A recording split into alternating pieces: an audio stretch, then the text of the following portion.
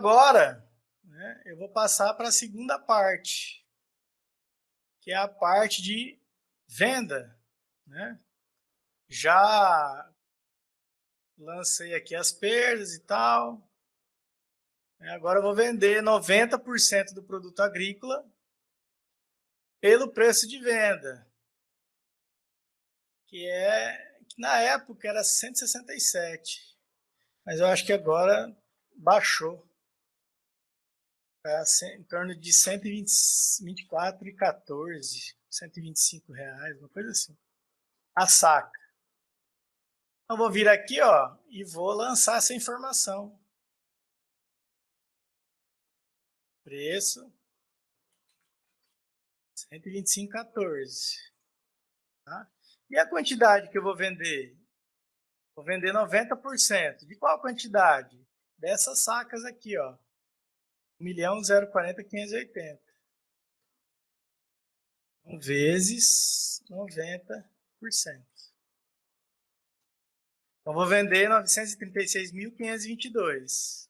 Com essa informação de preço de venda e com essa informação de quantidade vendida, eu posso calcular e aplicar a fórmula da receita, que é igual a preço de venda vezes a quantidade vendida. Eu já tenho minha receita, que vai entrar onde? Eu vou lançar crédito de receita aqui e a débito de transação bancária.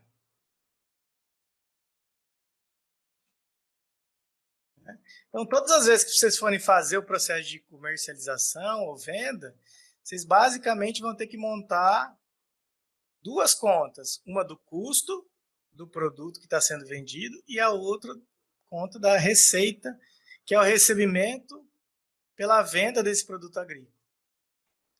E qual que é o custo, né, do produto vendido? Ora, o custo do produto vendido é 90% desse valor aqui, ó.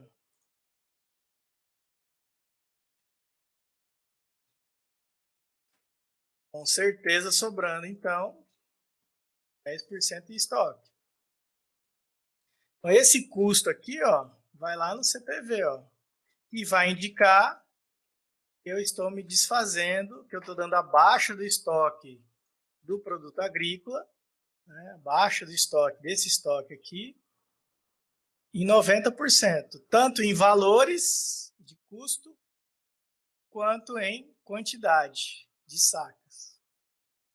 E aí, de posse da receita e de posse, quer dizer, do custo, eu já posso vir aqui e montar quem?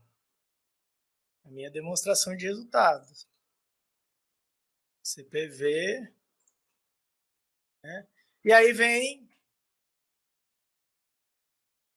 o quê? Né?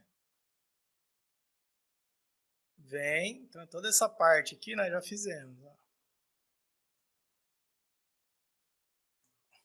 E aí vem o quê? Vem o cálculo do fundo rural, vai ter mais, né? Os gastos com transporte, gastos com armazenagem, isso é tudo depois da venda. Liquidação dos fornecedores, pagamento do arrendamento total, cálculo do FETAB, fundo rural e levantamento do balanço patrimonial. Então, vamos por partes, né? Então, antes de calcular aqui o fundo rural, né? Vamos verificar quais são as despesas que aparecem, né? Elas vão aparecer tanto aqui na demonstração de resultado, quanto aqui na demonstração de fluxo de caixa. Por quê? Porque toda vez que eu for pagar essa despesa, eu vou ter que tirar dinheiro do banco. E isso vai movimentar o meu fluxo financeiro, fluxo de caixa. Então, veja, meu saldo inicial aqui do fluxo de caixa, né, aproveitando, né, era o mesmo saldo aqui, ó, inicial do banco. Aí contratou, né, mão de obra mais encargos, contratou agrônomo, tudo isso saiu dinheiro do caixa. Contratou seguro e contratou mão de obra da colheita mais os encargos. Então, tudo isso saiu dinheiro do caixa. Da mesma forma que a receita entrou com saldo positivo aqui, ó, 117 milhões. Então veja, né, já estamos montando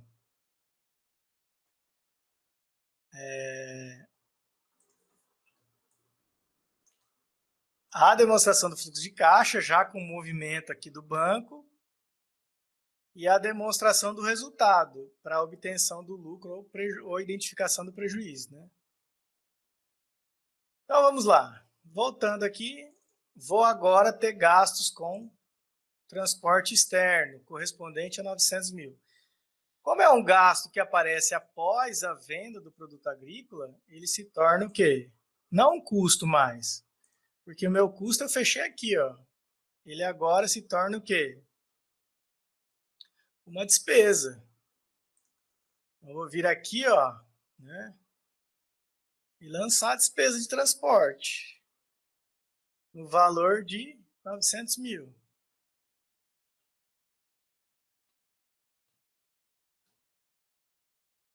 Consequentemente, esse valor vai sair de algum lugar. E ele vai sair do meu banco. Se eu mexer no banco, o que acontece? Vai mexer o quê? Na minha DFC. Menos 900. E isso também vai afetar meu resultado. Ou seja, vai também diminuir da DRE. Então, prestem atenção. Ó. Movimenta financeiro afeta DRE e afeta DFC. Né? Por que eu estou falando isso? Porque, veja, essa despesa a compensar aqui da perda da cultura, ela não representa um desembolso financeiro. Então, não vai afetar a minha DFC. Tá? Mas eu tenho que colocar aqui porque é um prejuízo que aconteceu. Então, aquela despesa compensar que você tinha colocado aqui no balanço patrimonial, agora tem que vir aqui na DRE, que afeta o meu resultado, afeta o meu lucro, o prejuízo, né? Já que eu perdi esse valor e eu também não colhi a quantidade de sacas para compensar essa perda. Então, eu tenho que assumir, obviamente, que isso faz parte do meu resultado. Mas veja, não tem desembolso financeiro, porque o desembolso foi realizado quando vocês estavam gastando para plantar.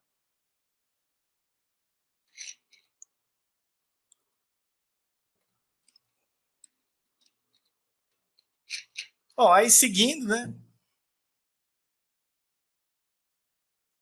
A gente armazenou uma parte da produção, né, para melhora do preço e tal, mas não resolveu muito. De qualquer forma, houve um gasto de armazenagem no valor de 300 mil, pago à vista também. Então, isso aqui é uma outra despesa, né? Despesa de armazenagem, ó, no valor de 400 mil. Então, se tem um desembolso de 400 mil, vai afetar quem? Vai afetar meu banco e vai afetar minha DFC. Qual que é a contrapartida disso aqui, ó? É banco.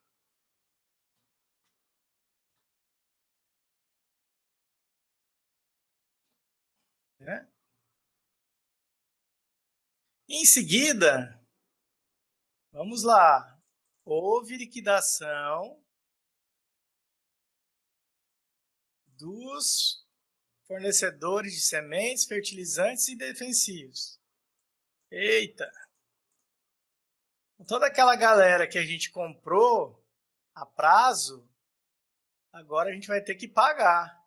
Isso vai ter um desembolso financeiro? Claro. Então vai tirar dinheiro aqui do banco. Então, esse fornecedor, esse fornecedor, esse fornecedor. Então, quando a gente quitar ou amortizar essa dívida aqui, ó, ela vai desaparecer aqui do passivo circulante. Tá? Vamos colocar. Quitando, primeiro, fornecedor de sementes. Então, se eu quitei, obviamente não vai ter mais a dívida. Em seguida, eu vou quitar fornecedor de fertilizantes, né?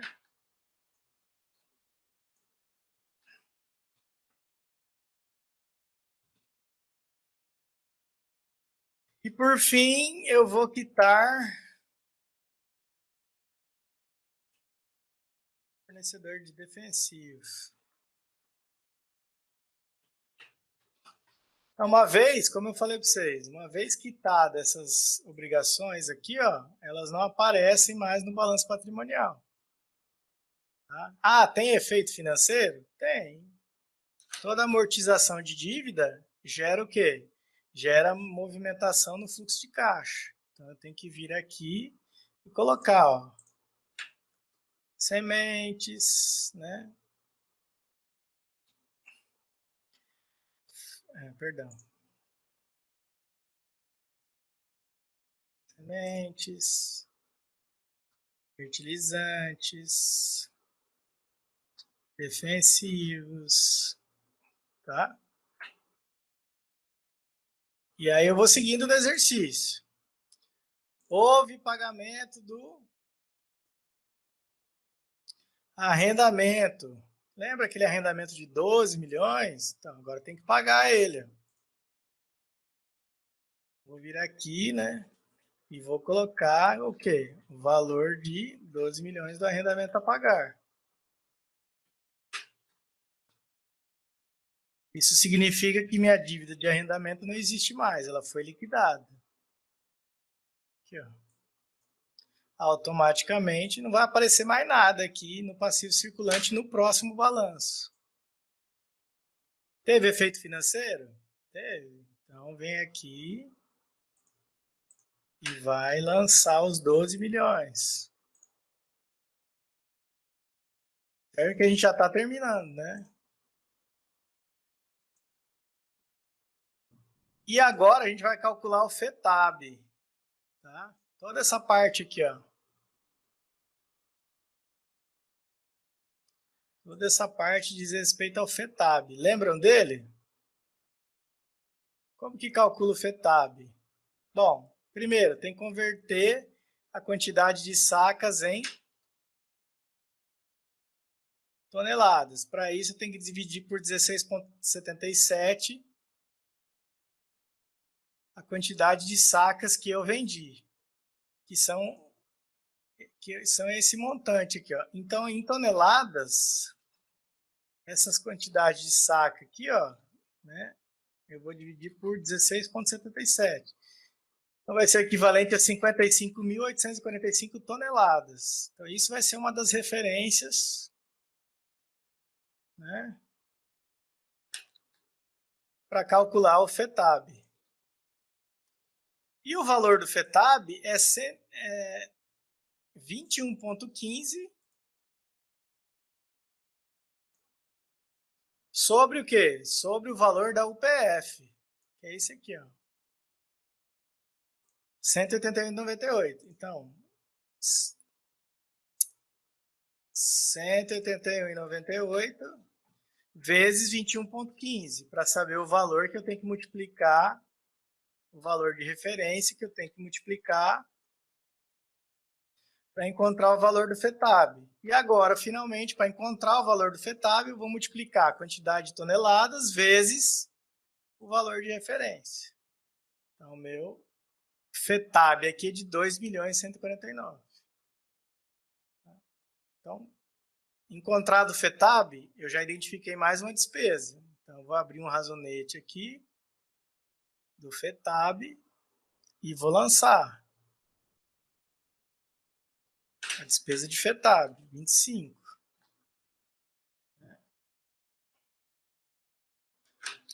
Isso tem efeito financeiro? Tem, vai vir aqui, ó, vai pagar, ó, já está vendendo, já recebeu, agora tem que amortizar a despesa. Não esquecendo que a gente tem que acrescentar essa despesa aqui também, ó, já que movimentou, né, o meu fluxo bancário. E lembrando também que eu tenho que acrescentar aqui na despesa. despesa do FETAB e eu tinha esquecido da armazenagem também, ó, porque ambas afetam o meu resultado. E aí eu vou somar.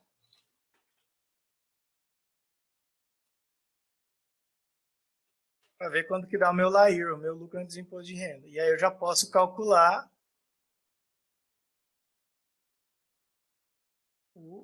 a provisão de R e a provisão de CSL. E, obviamente, puxar o lucro bruto. Tá?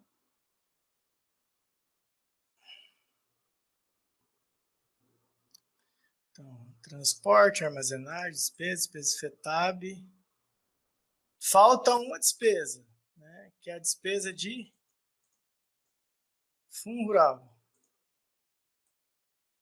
de 2,03% sobre o faturamento. Então, o faturamento aqui, ó, vai ser, né, a receita bruta vezes 2,3% para calcular o fundo rural. Isso vai ser representado desembolso? Vai. Então, vou vir aqui e vou calcular, né, dando baixa do pagamento do FETAB, que é um imposto, né? O fundo rural, quer dizer. Então, movimentou na minha DFC. Mas vai movimentar aqui também na minha DRE, porque afeta o meu resultado. Né? Percebo que o meu resultado diminuiu, assim como o meu saldo final de banco. E aí eu vou somar.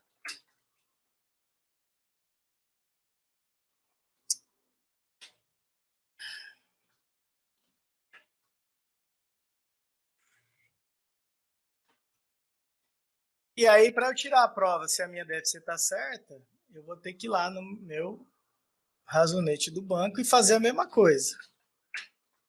Somar os valores positivos e subtrair os desembolsos daqui para baixo, porque até aqui a gente fez um subtotal. 88, 162, 868, 45. 88, 162, 868, 45. Então, minha DFC está redonda, a minha DRE, em tese, está correta. E agora eu vou providenciar o último balanço patrimonial, o balanço da pós-venda. Né? Lembrando que, como eu liquidei aqui todas as obrigações de curto prazo, só vai aparecer o que eu ainda tenho para recolher, que é o IR e a provisão de contribuição social sobre o lucro. Lá embaixo, no capital, vai estar lá os 11 milhões e 300 que eu peguei do outro balanço. E logo mais abaixo, o lucro do exercício, que eu vou pegar onde? Aqui na minha DRE. E aí eu vou somar, né, meu passivo, encontrar o meu passivo e depois vou ajustar aqui agora o meu ativo. Lembrando que esse grupo do imobilizado aqui, ó, como não foi mexido mais nele, basta vocês virem aqui, ó, copiá-lo, tá? E colocá-lo aqui, ó. E o estoque de fertilizantes? Sobrou? Sobrou. Então você vai lá no balanço anterior, pega lá, fertilizantes e defensivos. E a despesa compensar? Já foi compensada aqui, ó. Então não vai aparecer aqui no balanço patrimonial. Vai aparecer produto agrícola soja? Vai. Que é a parte que você não vendeu. Que é isso aqui, ó, 2 milhões. E por fim, o saldo bancário, que é o saldo da sua DFC ou do seu razonete do banco. Que é esse aqui, ó. E tá pronto. Observe que o ativo fechou direitinho, ó, com o passivo. E o balanço ficou redondo.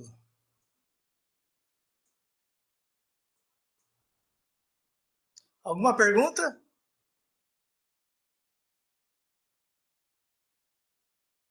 Desse jeito eu achei bem prático, professor. Eu consegui entender como fazer, que eu não fiz a aula passada, então agora com a aula do senhor eu consegui entender bem melhor. Ah, tá. Dessa vez eu usei uma outra abordagem, né? Mas o raciocínio é o mesmo, né? Se você assistir a aula anterior, você vai ver que o raciocínio é parecido. Mas, né, a ideia é fazer uma aula que seja diferente da anterior, né? Para que possa ser aproveitado, né, a participação na aula. E é isso, galera. Alguma pergunta? Se ninguém tem, eu encerro por aqui. Eu vou fechar aqui minha gravação, né? Professor, Hum? eu entrei atrasada, eu não sei se você já respondeu a pergunta, mas aquilo que uma aluna falou lá no grupo sobre os valores do capital, que não está batendo com o ativo da lista 2, pode colocar a soma do ativo e corrigir o capital? Pode, ué. Você diz aqui, né? É, na lista 2.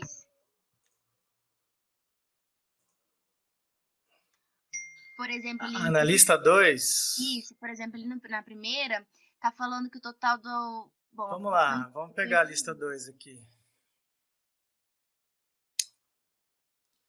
Pegar a lista 2. Espera aí. Deixa eu fazer um negócio.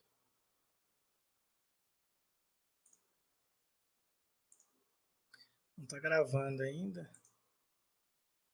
Tá. Então, vamos lá. Compartilhar a tela. Vamos lá. Lista 2.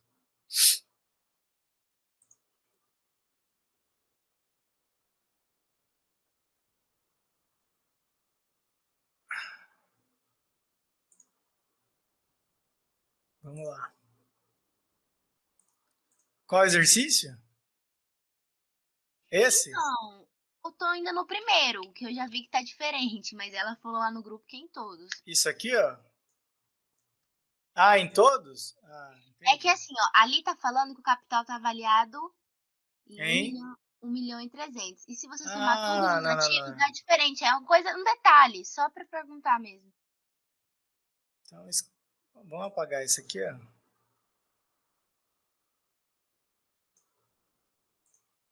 Não, isso aqui tá errado mesmo. Aí eu somei todos os ativos e botei o valor certo. Aí eu queria saber se pode deixar assim mesmo.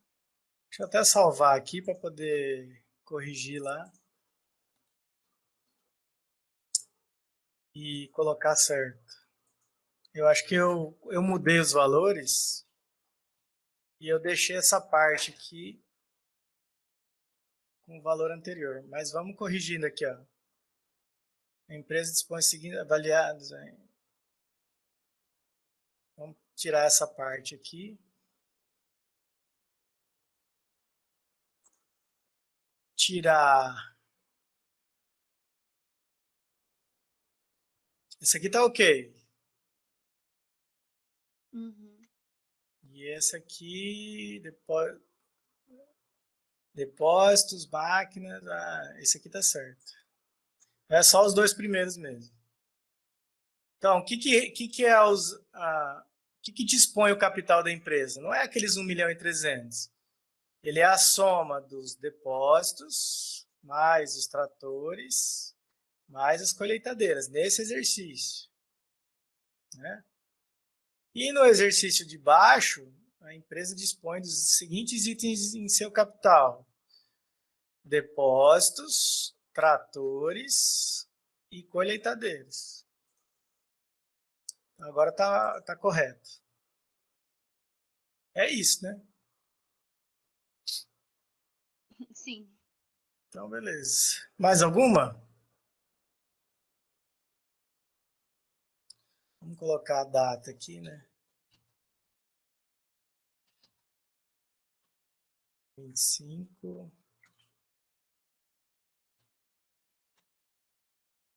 Data de entrega, né?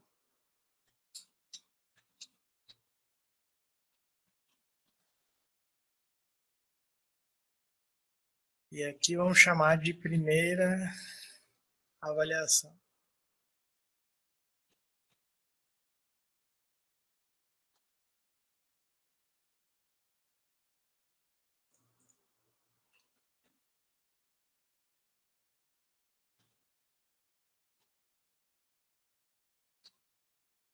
Pronto.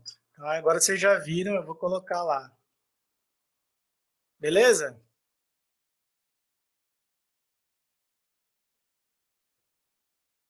Beleza.